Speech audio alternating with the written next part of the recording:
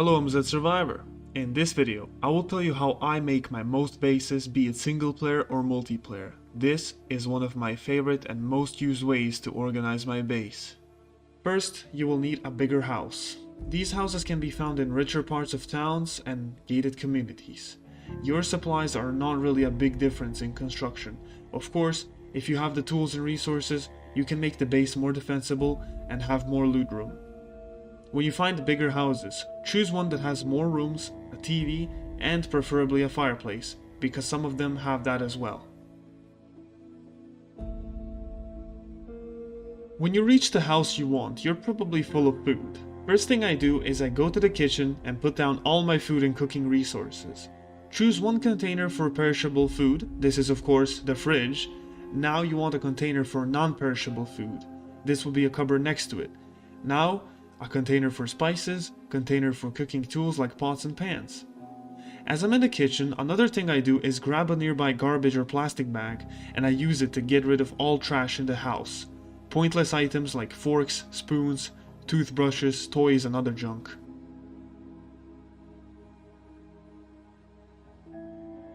To organize your medicine, you can choose a bathroom or preferably something easily accessible and with at least 2 cupboards. Put medical stuff in one and cleaning stuff in the other one. You can later disassemble the toilet, sinks and bathtub for more space. You can choose another room for cleaning stuff, but I usually just keep it all together. Now, with all weapons, I would suggest you to do 2 things. Either put all of your weapons in one room together, or separate melee from firearm and ammo. I like to keep them separate. I would take a smaller room and build crates where I would organize different weapons and different ammo, and then make a room for melee weapons. You can make multiple crates for multiple types or just put them all randomly. Me personally, I just mix all my melee weapons together, and with firearms, I just separate them in either a closet or a small bathroom by disassembling the toilet and sink and build crates instead. With books, I keep it simple. I take 2 bookcases, one for skill books and recipe magazines, and the other one for leisure books, newspapers, comic books, and stuff like that. Now with materials, you can really make whatever you want. There's a lot of options. You can keep farming supplies separate. I like to put them in a closet. You can make additional room for engineering, tailoring, or take the garage for mechanic stuff. Or you can just put everything in the same room. I like to keep everything separate. You do you, and build it according to your needs and your supplies, because you don't always have every tool and every resource to make everything you want.